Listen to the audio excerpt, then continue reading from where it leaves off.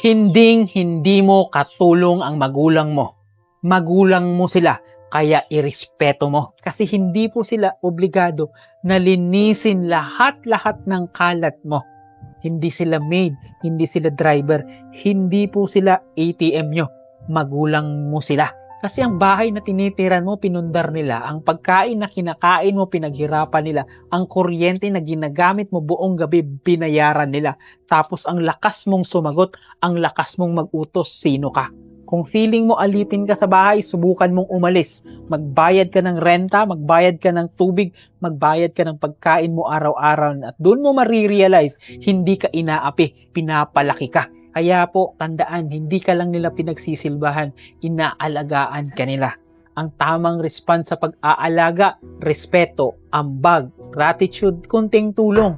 Kasi ang anak na walang respeto kahit anong edad pa, hindi pa rin mature, immature ka. So, di mo katulong ang magulang mo. Kaya kung may magulang ka, umasta ka ayon sa gulang mo. Dahil balang araw kapag wala na sila, doon mo maiintindihan kung gaano ka kayaman sa pagmamahal na sinayang mo.